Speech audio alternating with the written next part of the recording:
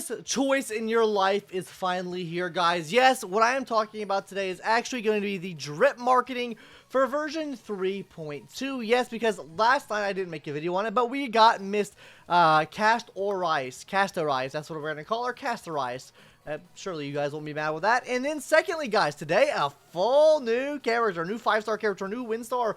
Anaxa, maybe that's how you say his name, maybe that's not how you say his name, but guys, I think this is about to be the easiest choice of your life, guys. I think this is pretty much an easy skip through 3.1, maybe not Tribby might be pretty good, she might be pretty good, okay, but for Medi, I think this is a reason alone to skip. Anyways, we're going to talk about both these characters today, what I think they could do, how their kits might just work, and talk about a little bit about them all together, right? So I guess we should start off with the new character that finally got drip marketed tonight, which is Mr. Anaxa. Okay, yeah, he looks okay. Truthfully, honestly, I think his design looks kind of generic. I wasn't really hype when this guy came out of this like this. Like, he doesn't look... He's not the best looking character in the world, okay? That's all I'm going to say to that. But the big thing with him is he's going to be a win erudition type unit. Now, I do kind of have a problem with him being erudition. Well, maybe I don't have a problem with him being erudition because we just get the Herda added to the game recently. I do want to go to Pride Win's tier list really quick just to check what other win characters that we have in the game currently to kind of see where he slots into. So we have Fei Xiao, we have Black Swan. Yeah, I guess so. I guess he does fit into this role pretty nicely here. Fei Xiao obviously being a hunt character, mainly like a main targeting DPS character, and him being, he's going to be AoE obviously. There's no other erudition type character in this role at all even. So with that being said, I don't know necessarily what he's going to do, but let me talk about what I think he has to do to at least be something viable to make you want to pull for him and to make him good with a unit like the Herda. We already know, guys, if you don't know already, you should know this already. The Herda obviously is going to be playing off of having other erudition characters on the team. So the more erudition characters you have on the team here, you get more damage from them, you get crit damage for as well for the rest of the team. That is if you have erudition characters on the team. Oh, don't look at my cat. He's just chilling there. Anyways, the role that I think that he's going to have to play, I think that he's going to have to play a sub DPS role, but he's going to have to be better than every other sub DPS we currently have in the game for the erudition class. So I think Serval he clears. I think even Herda he clears. He has to clear what Jade can do, right? So what does Jade do in this support DPS role? Because I think that's the true role that he's going to play with Herda being our main DPS and with how much damage she can do already. I think that he has to accompany her quite nicely and do more than Jade can do as her already best in slot sub DPS. And then go beyond that, right? The big thing that she does is she gives speed to the Herda and she hits every target. Okay, so I think we already know that he's going to hit every target, right? But on top of that, guys, he is going to have to be providing her with a buff that she does not already get, first of all, or a debuff on the enemy, which is going to provide more damage. What do I think he's going to have to do? I think he's going to have to act like maybe Tribby, how she might act, right? Since we don't know what she does yet, right?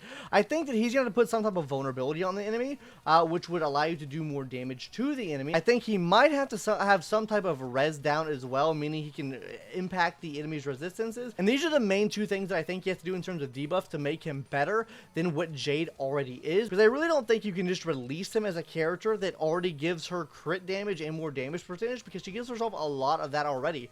He's going to have to enhance her in some way, and I think this could be a nice complement to what she already does, because we really don't have this in the game right now to really do that. Unless you have Tribby on the team, then maybe she would provide this. I just think that he's going to have to do something there to help out. Maybe he does more attacks, right? Maybe he can attack the enemy more to build up some of those stacks more for the Herda. Like, he's gonna have to do something to complement the Herda, and that's what would make him viable to pull for, because if he's already playing that sub DPS role, if you don't have Herda on your account already, that's like running Jade without Herda, right? I think he needs to be able to stand on his own, obviously. I think this is what these debuffs can do, and he could still play a great sub DPS on other teams, but this then enhances Herda even more. So I think that's what he has to do, right? I do think the obvious option here is Miss Castorice. Why? Because she's Quantum, and she is also the new Remembrance class. Guys, I'm gonna keep it a buck with you. You might get pissed what I'm about to say here. Bro, Aglia, bro, guys, why do I feel like she is the standard character of Remembrance? I feel like that she could have been easily thrown onto the standard banner if they gave all the standard characters buffs to match what we currently have in game right now. I genuinely feel with the drawbacks that she does have, because she does have drawbacks, and if you don't have her on a very, like, super good pay-to-win team, she's not that good, and I think you could say the same about just about all of the other standard characters in the game right now. I'm not saying that those characters have to be ran on the best teams in the world. I'm saying that those characters all have drawbacks in some way, shape, or form, and I think she fits that mold much better. So, when I see a character like her come to the game, which is going to have a dragon summon, it seems like absolutely fucking cool. Dude, come on, dragon summon, amazing, okay? And I do think that she is the overall better pick. If we take a look at what other quantum characters we have in the game, guys, we really haven't got a quantum DPS in the game since Jade, which is a sub DPS. So this can already tell you that she's going to absolutely smack in this role here, I think, because we haven't got anything that really enhances the role. Like, if they buff Zila, what's that going to do? I really don't think even if they were to go in and buff Zila, it would match up to the level that she's going to do, right? She is a main selling unit. I think if I were to guess, if they were to put her on the tier list, I think that she is going to be the unit you pull for. I think she is the de facto DPS you pull for, right? I think she will be a power creep to either Fei Xiao or Firefly, and I think she's going to be a power creep to one of these units. That's all I'm going to say to that. Or maybe she'll just sit up at T0 with the rest of them, right? I do think that she will be in the class up here with these characters, though. I am not going to lie to you guys. But what do I think that she's going to do? I think genuinely, guys, she's going to be very slow. And why do you think this, YouTube? I think it because of this set right here. This set, guys, is literally going to be increasing your quantum damage, right? But it's also going to be decreasing the wearer's speed, and then also going to be increasing the wearer's crit rate. This also is going to be applying to the character's memo sprite. That means I think she might play better if she is slow. I do get this set is for Tribby, but this says it applies to the wearer's memo sprites. And with it saying that, I think this could bring a slow team meta into the mix here, because Tribby, that set's going to be for Tribby, right, guys? I think you can tell from just the design in general, this is a Tribby-ass set.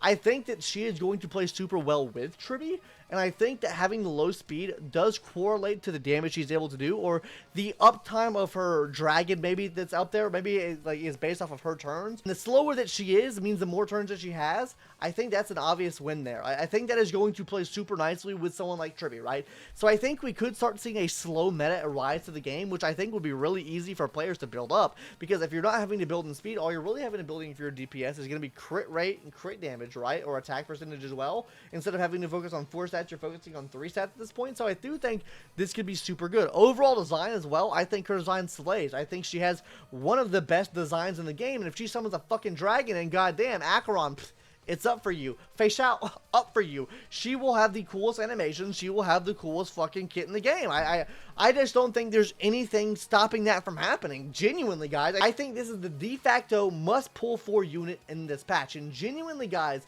I think, if you're thinking about it, if I'm thinking about it, bro, who the fuck is going to be pulling in version 3.1 for Tribby and Mieti, bro? Mieti. Now, I get that, like, destruction's, like, been proven time and time again. But, bro, comparing fucking Walmart Gilgamesh to her, it's fucking up. FYI, I'm not saying that he's going to be bad. I think he'll be better than Aglia.